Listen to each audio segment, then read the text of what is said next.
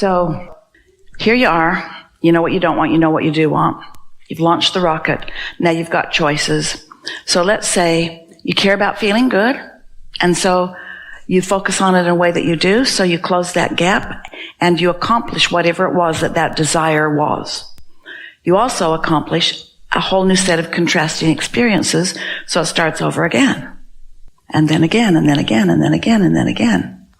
So when you integrate into that treadmill the pleasure of the discovery of the new desire and the pleasure of the accomplishing of your alignment and the pleasure of the awareness that you have accomplished it and then the pleasure of the manifestation that is evidence that you have.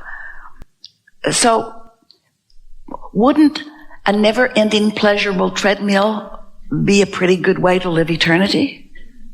It means everything that the contrast caused you to want.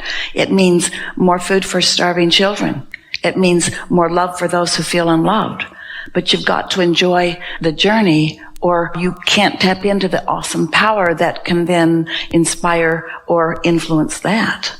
We're telling you that the pleasure is the means to your end. We're not quibbling with your ends. You can be as altruistic. You can be as life-saving. You can be of as much value to this world. You just can't do it unless you're tuned in, tapped in, turned on. That's all. There isn't anything that anyone wants that is for any other reason that they will feel good in the having of it. People, as a general rule, believe that they are here to prove some sort of worthiness. And it's a little upending when we say to them, there's no one requesting your worthiness. And it's like, well, then who am I performing for? Well, for your own satisfaction. Yikes, that isn't enough. I liked it better when it was God and all of my eternity depended on it. It felt more like doing something about it when it was a bigger quest. But really, just for my pleasure, that doesn't seem enough. And yet, as eternal beings, you got to make that enough. Let's take it a little further. Let's acknowledge that you get this. You understand it. You do. We can feel it from you.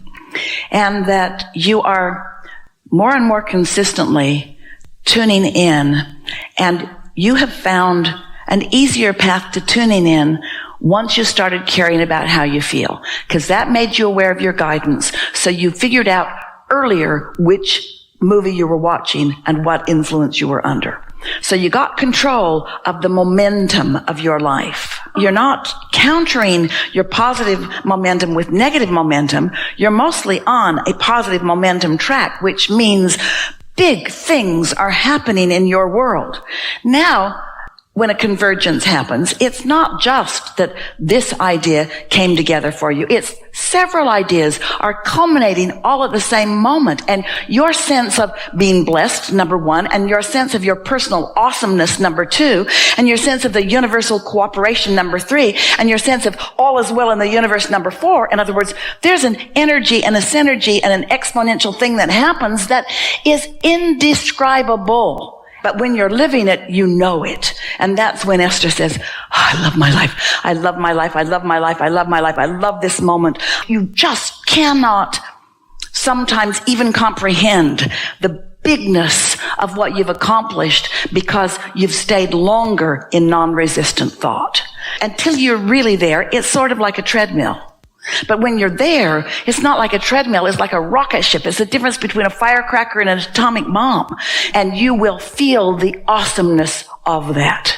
You will feel your influence in the world. You will feel your influence for good in the world. You will realize that there isn't anything that you can focus on worldwide that you can't improve just by your gaze. You can feel yourself making a difference, not getting into the weeds and quibbling with those who don't understand anything about true power, but practicing your true power until your power of influence is in that place of awesomeness where you are using the energy that creates worlds to flow through you and direct the things that you care about, building empires and changing lives and uplifting nations and helping the world be a better place. This is not mediocrity. This is awesomeness that you're about, you see.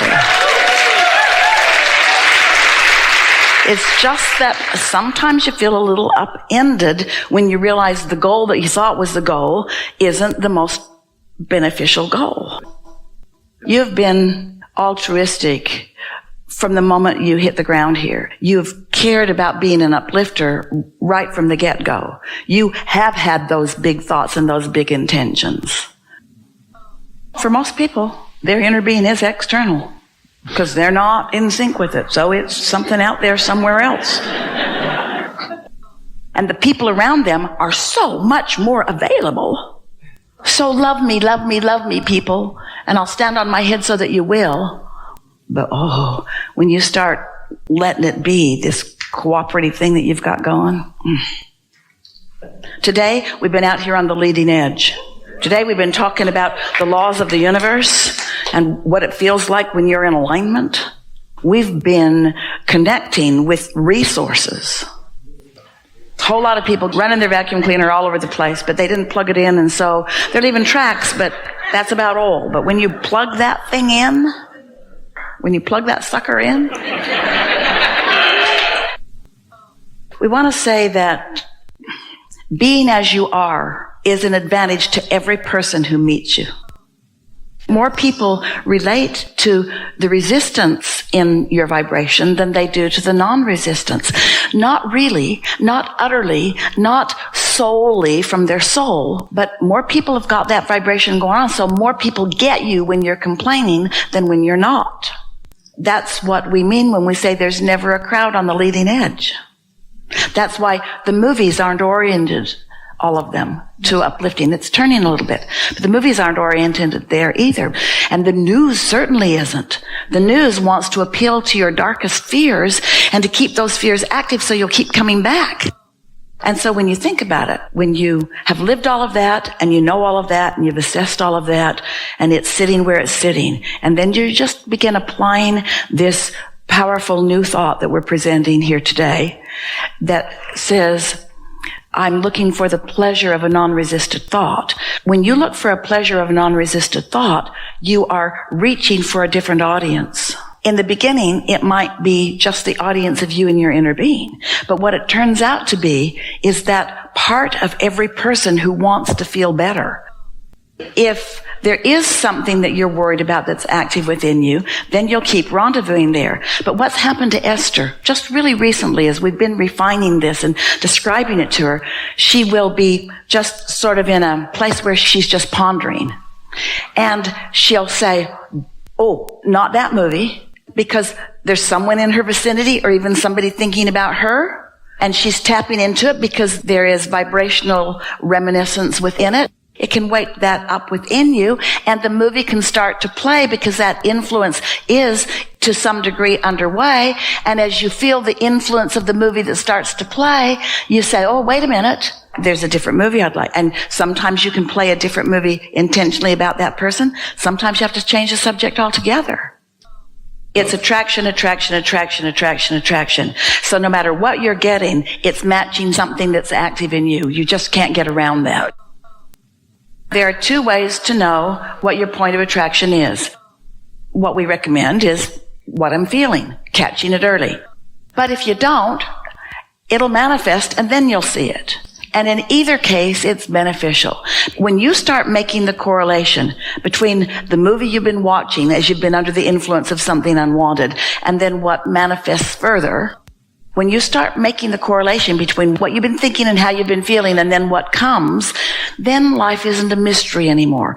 Then you're in the driver's seat. But don't make a big thing about it. Relax in this and don't make it hard. Just make it be something that's interesting and fun and getting better all the time. You know why it's the most important part? Because it's the longest part. The journey is always the longest part. The journey is always the longest part. Think about any journey. Wasn't it longer than the destination? How long did it take you to cook Thanksgiving dinner, and how long did it take you to eat it? The journey is always the longest part. So most people are doing a bit of looking forward to something, but not all that happy now. But when they get over there to where they think they'll feel happier, then they often do feel happier. But meanwhile, they stewed about it and they worried about it and they suffered over it and they deprived themselves of the true bigness of it. But when you start enjoying the journey, Esther started saying things because she's on the road a lot, and she's on a lot of airplanes, and she's in a lot of hotels, and she's away from her family a lot. And she started saying things years ago, doesn't matter where I am as long as I'm having a good time wherever I am. And it doesn't matter what I'm eating as long as it tastes good. Imagine being at a wonderful restaurant eating beautiful food and lamenting the fact that you're not over there at that other beautiful restaurant. You don't usually do that. You usually savor what you're eating, don't you? We want you to recognize that as we've been chewing together here today, that everything that's on your mind and therefore in your vortex has been known by your inner being and therefore by us, and we have talked about it all day long. There's nothing serious going on here. And we don't just mean here in this forum, we mean here in your life experience. Nothing serious in the sense that you've got dragons to slay and things to fix and imbalances to correct and wrongs to right. That's not what you came for. You came knowing that there'd be some of that, but you didn't come with a sense of responsibility that your satisfaction would come from fixing those things. Because you were really wise. You understood the laws of the universe as you were making your decision to be out here on this leading edge. You knew that the contrast would serve you because it would help you to define what you want. But you knew that once that definition happened within you, that your singular work would be to find the pleasure in that movie, you see. So, if we'd met you on your first day, we would have nothing to say. You wouldn't have been asking anything. You'd have just been all frisky and saying, where's the contrast? Where's the contrast? Where's the contrast? And your inner being would say, oh, looking for the contrast, are you? Why are you looking for the contrast? And you'd say, building my vortex. I'm putting the distinct, unique things that matter to me forward. And your inner being, teacher that it is, might say, why would you want to do that? And you would say, because I know for sure from all that I've lived that unless I'm moving in the direction of something that I personally want, that there's no satisfaction. And after all, I came for the satisfaction of living life on planet Earth, of being the creator of my own reality, of assisting others in understanding the well-being that abounds. I came to do my part, my important part in the expansion of this universe. And your inner being, still in teaching mode, might say, oh, and is the expansion of the universe your responsibility? And you, in your very new infant wisdom, would say, oh no, it's not a responsibility, it's just fun. The expansion of the universe is inevitable. That can't be stopped. I don't have to do my work to cause the universe to expand. Our collective variance is what causes the expansion of the universe. And then your wise inner being might say to you, and so, you keep talking about the contrast or the variety or the variance. Are you here in order to tip that variance one way or another? And in your frisky infant wisdom, you would say, oh no, it's all appropriate. I'm not coming to stop anything. I'm just coming to find unique combinations of what's already here that please me more. That's how you felt when you came. And it's how we want you to return to feeling. We want you to know that you may be or do or have whatever you choose. And as you choose it, that the reason that you are choosing it is because you know the love and joy and pleasure and passion of non-resisted thought. You have known your power. And you will never be happy in any moment that you are not allowing it to flow through you, you see. And your power is not at all about what anybody else is doing. It's yours. It's yours for the taking. We have enjoyed this interaction more than any that has ever been.